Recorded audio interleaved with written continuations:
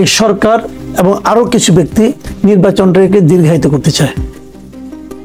এপ্রিলে আরো একটি নতুন দল আসছে, বিষয়টা কেমন হলো? ভালো তো খারাপ কি, শত ফুল ফুটতে দাও।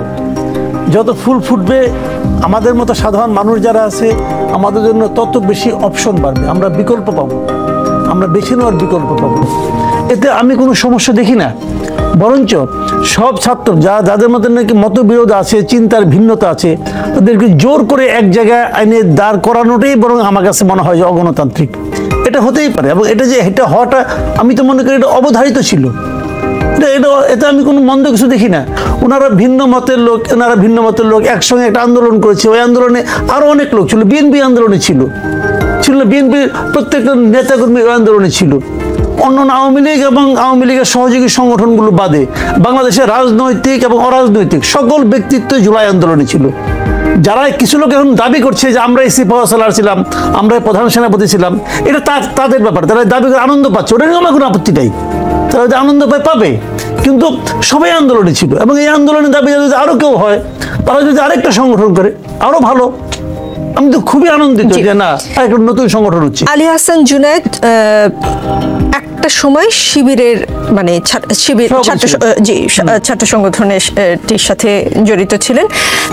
তারা আসলে জামায়াতে ইসলামীতে সরাসরি সংযুক্ত না হয়ে তারা নতুন একটি প্ল্যাটফর্ম খুলছে, এবং জাতীয় নাগরিক পার্টি এনসিপিতে তাদের যোগদানের কথা ছিল। ঠিক নতুন দলটি গঠনের আগ মুহূর্তে একটা আমরা দ্বন্দ্ব দেখতে পাই, সেটা অনেকটা সামাজিক যোগাযোগ মাধ্যমে প্রকাশ্যে আসে। তারপরে আমরা দেখলাম যে এখন তারা নতুন আরেকটি প্ল্যাটফর্মের কথা বলছে, যেটা এপ্রিলে আসবে, এবং তারা ফর্ম ছেড়েছে। তারা আসলে জামাতে না গিয়ে তারা অন্য একটি প্ল্যাটফর্ম গড়ে তুলছে। আপনার বিশ্লেষণ কি বলে, কেন তারা এটা করছে? এখানে দুটো জিনিস আছে। আপনি যদি খুব সাদামাটা ভঙ্গিতে দেখি, এটা হলো গিয়ে মনে করেন তারা ভাবছে যে আমি ওদেরকে আরেকটু দুর্বল করে দিলাম, এটা জামাতের পলিসি হতে পারে, তারা হয়তো জামাতেরই উপকার করছে, হতে পারে। কিন্তু কারণ একবার শিবির করেছে, একটা আন্দোলনের মাধ্যমে তারা শিবিরের সঙ্গে নাই, অথবা শিবিরের মূল সংগঠন জামাতের সঙ্গে নাই, এটা হওয়ার কথা না, কারণ তারা তো আদর্শ ভিত্তিক রাজনীতি করে। কি এমন ঘটলো? তাহলে হয়তো এটা আদর্শেরই একটা অংশ। তোমরাও জুলাই আন্দোলনের দাবিদার, ওরাও জুলাই আন্দোলনের দাবিদার, তুমি ওদের শক্তিটাকে ভাগ করে দাও, তাহলে আমাদের শক্তিটা শক্তিশালী হবে। এটা হতে পারে। অথবা অন্যভাবে হতে পারে যে জামাত হতে মনে করে সবটাই আমার শক্তি, আমরা বিভিন্ন জায়গায় বিভিন্ন পকেটে আমার লোক রাখলাম, সবগুলি মিলিয়ে পরে একবারে আমরা পাবো, সমস্যা নেই। তাও হতে পারে, নানা কিসিমের কাজই হতে পারে। একটা জিনিসকে আমি বলি আপনাকে, ছাত্ররা যে পলিটিক্যাল পার্টিটা করেছে, আমি মনে করি এই পার্টিটা বরং অপরিণত একটা পার্টি হয়ে গেছে। এনসিপি, হ্যাঁ, অপরিণত এই কারণে যে দেখেন, তাদের প্রথমে ফেব্রুয়ারির দ্বিতীয় সপ্তাহে তাদেরকে কথা ছিল তারা একটা ঘোষণা করবে, সেটা তারা পিছাইতে 28 তারিখে ঘোষণা করছে। এই কদিন তারা কি করছে? আমি তো ভাবছিলাম তারা বোধহয় তাদের গঠনতন্ত্র মানে প্রণয়ন করতেছে, নীতিমালা অনেক কিছু প্রণয়ন করতেছে। দেখা গেলো আসলে এই কদিন তারা কিছুই করে নাই, আসলে নেতৃত্বকে অ্যাকোমোডেট করার জন্য নানা কাজকর্ম করছে। এটা কিন্তু খুবই গতানুগতিক একটা রাজনীতি। যে কাজটা বিএনপি করে, যে কাজটা আওয়ামী লীগ করে, তারা এত বড় কমিটি করতে তাদের হয় যে কমিটি 2-3 পৃষ্ঠায় জায়গা পাওয়া যায় না, কারণ সবাইকে অ্যাকোমোডেট করতে হয়, না হলে প্রবলেম। তো ওনাদেরও সবাইকে অ্যাকোমোডেট করার একটা পলিটিক্স, একদম গতানুগতিক পলিটিক্স করছে তারা। এবং এই কয়েকদিন তারা খালি এইগুলোই করছে যে কিভাবে আমার লোক সবাইকে ঢোকানো যায়। তারপরেও এই জুনায়েদ এবং আরো কয়েকজনকে ঢোকাতে পারে নাই, না পারা তারা গোসা করছে, গোসা করে বেরিয়ে গেছে। যে বাংলাদেশের নিয়ম, একজন বাইরে এসে নিজেও একটা পার্টি করে, ওনারাও একটা পার্টি করছে। এটা হচ্ছে মূল ঘটনা। এটা এখন দৃশ্যত যে আমাকে জিজ্ঞাসা করেন, আমি খুশি এখন আমার জন্য আরেকটা অপশন বাড়ছে। আমি তো প্রচুর পার্টি চাই। জি, রিফাত রশিদ, যাদের আসলে এনসিপিতে যাওয়ার কথা ছিল জাতীয় নাগরিক পার্টিতে, তারা এখন আজকে ঘোষণা দিল, ফেসবুক স্ট্যাটাসের মাধ্যমে জুনায়েদ জানিয়েছেন যে নতুন একটি প্ল্যাটফর্ম আসতে যাচ্ছে। এনসিপি কি চ্যালেঞ্জের মুখে পড়লো? তাদের আসলে এনসিপিতে যাওয়ার কথা ছিল, আমি জানি না আপনারা কোথা থেকে শুনেছেন, তাদের এনসিপিতে যাওয়ার কথা ছিল। মানে এনসিপিতে কারা গিয়েছে বা না গিয়েছে সেটা কোথা থেকে প্রমাণিত হবে? সেটা হলো এনসিপি যে কমিটি দিয়েছে তার লিস্ট থেকে প্রমাণিত হবে। তারা জাতীয় নাগরিক কমিটিতে ছিল এবং জাতীয় নাগরিক কমিটি স্পষ্টভাবে বলেছে যে এখান থেকে এক বা একাধিক রাজনৈতিক দলের উত্থান হতে পারে। সেটাই আমরা দেখতে পাচ্ছি। এখানের ভিতরে বিভিন্ন দল মত পথের মানুষেরা, বিভিন্ন চিন্তার মানুষ একত্রে এসে যুক্ত হয়েছে। জুলাই গণ অভ্যুত্থান পরবর্তী সময় তো ছাত্রদের জন্য বৈষম্যবিরোধী ছাত্র আন্দোলন প্ল্যাটফর্মটা ছিল, কিন্তু নাগরিকদের জন্য তো কোনো আলাদা প্ল্যাটফর্ম ছিল না। তো নাগরিকদের জন্য একটা প্ল্যাটফর্ম করা হয়েছে, সেখানে সবাই আসছে। আমি যদি বলতে পারি যে এখানে আমাদের ছাত্র দলের বড় আপু ছিলেন কানাতাই আলম আপু, তিনি কিন্তু এখানের ভিতরে এসেছিলেন। এরকম অনেকটা প্রত্যেকটা রাজনৈতিক দল, অনেক রায় এসেছে, অনেকরাই কিন্তু পরবর্তীতে এনসিপিতে এসেছেন, যিনি এর আগে সিপি বা হলো গিয়ে ছাত্র ইউনিয়ন করেছিলেন। সো এইরকম অনেক রাজনৈতিক দল, অনেক রাজনৈতিক মতের মানুষরা আসছে যারা এখানের ভিতরে এসে যুক্ত হয়েছেন, নাগরিক কমিটিতে যুক্ত হয়েছিলেন। পরবর্তীতে তারা যে নিজের রাজনৈতিক আইডিয়া চিন্তা এবং তারা মনে করছে যে যেখানে রাজনীতি করে হলো গিয়ে ভালো করবে, শাইন করতে পারবে, সে সেখানে গেছে। আমরা মনে করি না এখানে কোনো প্রবলেম আছে।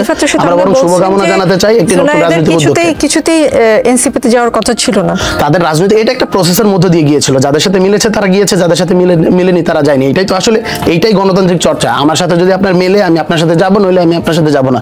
এইটাই তো ডেমোক্রেসি এবং এইটাই হওয়া উচিত বলে আমরা মনে করি। 2-3 সপ্তাহ আগেও মনে হচ্ছিল যে ডিসেম্বরেই নির্বাচন। প্রধান উপদেষ্টা ডক্টর মোহাম্মদ ইউনূস ও সেনাপ্রধান ওয়াকারুজ্জামানের কথা শুনে এরকমটাই মনে হচ্ছিল এবং বিএনপিও যেভাবে বলছিল বা জোর দিচ্ছিল, মনে হচ্ছিল ডিসেম্বরে ইলেকশন হয়ে যাবে। কিন্তু এই যে যেটা আজাদ মজুমদারের কথা, যে মিডিয়ার ক্রিয়েট করা সংক্ষিপ্ত সংস্কার প্যাকেজ এবং বৃহৎ সংস্কার প্যাকেজ, সংক্ষিপ্ত হলে ডিসেম্বরে আর যদি বৃহৎ সংস্কার হয় তাহলে নির্বাচন 2026-এর জুনে হবে বলে প্রধান উপদেষ্টা জাতিসংঘ মহাসচিবের সফরকালে এমন একটা কথা বলেছেন। এই কথা বলাই কি বিষয়টা মানে ঠিক ডিসেম্বরে আর থাকলো না, তাহলে ইলেকশন জুনের দিকে চলে যাচ্ছে? আমি বলি নানা ছুতানাতায় এই সরকার এবং আরো কিছু ব্যক্তি নির্বাচনটাকে দীর্ঘায়িত করতে চায়।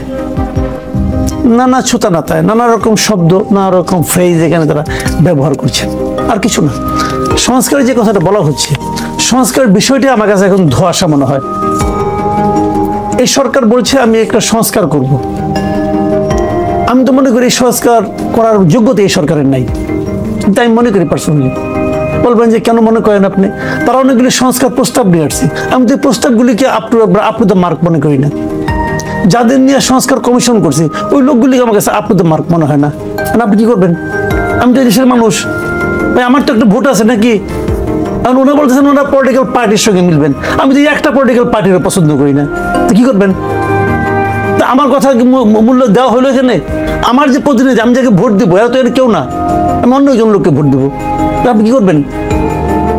সংস্কার করার কোনো নৈতিক এখতিয়ার এদের নাই, সহজ হিসাবে নাই। আলী রিয়াজ কিসের সংস্কার করবে? আলী রিয়াজ তো এই দেশের নাগরিক না, সে আমেরিকান নাগরিক। ডক্টর আলী রিয়াজ আমেরিকান নাগরিক রে ভাই। আমেরিকার একজন নাগরিক এসে আমাকে সংবিধান শিখাবে?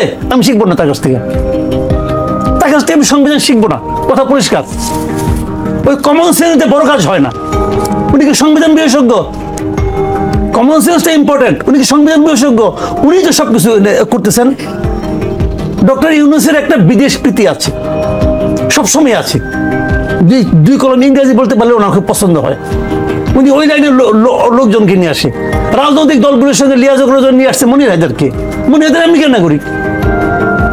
আমাদের গণমাধ্যম সংস্কার নিয়ে আসছে কামাল আহমেদকে, ইংল্যান্ডের নাগরিক। আমার দেশে কেউ কিছু বুঝে না? আমাদের আইন উনি আমাদেরকে ফিডার খাওয়াচ্ছেন, উনি বললেই হবে। ভাই পরিষ্কার কথা, আমি ডক্টর ইউনূসকে মানে অসম্ভব শ্রদ্ধা করি, কিন্তু ওনার এই সমস্ত আচরণ আমার পছন্দ না। ওনারা নানা ছুতা নাতা এটাকে দীর্ঘায়িত করতে চান, কি কারণে চান তাও ক্লিয়ার। উনি কিছু এই ওদেরকে বলছে তোমরা একটা পলিটিক্যাল পার্টি করো, ওনারা পার্টি করছে। এই পার্টির লোকজন ভালো মতো ওনারা চিনে না, তখন চেনানোর জন্য ওনার কাছে সময় দরকার। হিসাব তো আমি এভাবে দেখি। কারণ আমি বললাম যে তোমার কথা ঠিক না, হ্যাঁ ঠিক না, ওকে ঠিক না, আসেন আলোচনা করি, আসেন ইলেকশন করি। সংস্কার করবে জনপ্রতিনিধিরা, কথা পরিষ্কার। জনপ্রতিনিধিদের একটা ম্যান্ডেট আছে। এরা বলে কি জুলাই অভ্যুত্থানের ম্যান্ডেট।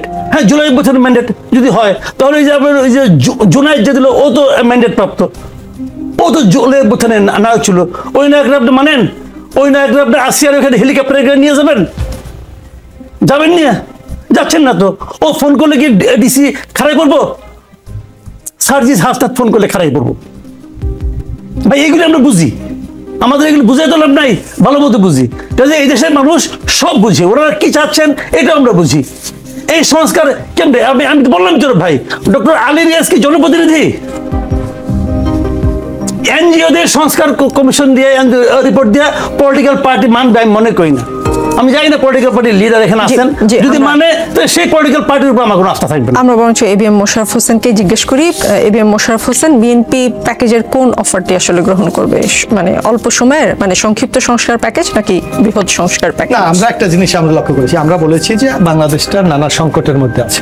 আজকে আমাদের অর্থনৈতিক সংকট, আজকে আমাদের ব্যবসা বাণিজ্যের সংকট, আজকে মুদ্রাস্ফীতির সংকট, আজকে আমাদের বিনিয়োগের সংকট, আজকে বহির্বিশ্ব থেকে বিশেষ করে ভারতের যে ষড়যন্ত্র, এই অবস্থা থেকে উত্তরণের একটাই বাংলাদেশে প্রতি আছে, জনগণের মালিকানা নিশ্চিত করা। সেই মালিকানা নিশ্চিত একমাত্র করা যায় ভোটের মাধ্যমে। উনি ওনার প্রতিনিধি নির্বাচন করবে, সেই প্রতিনিধি বাংলাদেশের মানুষকে নিয়ে আগামী দিনের কর্মপন্থা নির্ধারণ করবে। কিন্তু সেই জায়গাটা বিএনপি দেখছে যে না, এখানে একটা দুরাশা হিসেবে দেখা দিচ্ছে। আপনি বলা হচ্ছে স্বল্প সংস্কার হলে ডিসেম্বরে। তা আমরা তো বারবার বিএনপির পক্ষ থেকে আমরা বলেছি আপনি একটা রোডম্যাপ দেন, কোনটাকে আপনি স্বল্প বলেন আর কোনটাকে আপনি দীর্ঘ বলেন। আজ পর্যন্ত এই সংজ্ঞা কিন্তু সরকার দেয়নি। সেটা দেখ বলুক যে স্বল্প বলতে আমি এইটা বুঝি, কিন্তু বুঝাচ্ছেন অর্থাৎ আমরা বুঝি এই সরকার একটা দীর্ঘ সময় নিতে চায় রাষ্ট্রীয় ক্ষমতা থাকার জন্য। কারণ ক্ষমতার একটা উত্তাপ আছে, ক্ষমতার একটা মজা আছে, সেই জিনিসটা তারা অনেকে উপভোগ করতে চায়। এই উপদেষ্টা মণ্ডলীর সাথে এমন লোকও আছে জীবনে জনপ্রতিনিধি হওয়ার মতো সেই সুযোগ হয়তো তাদের হবে না।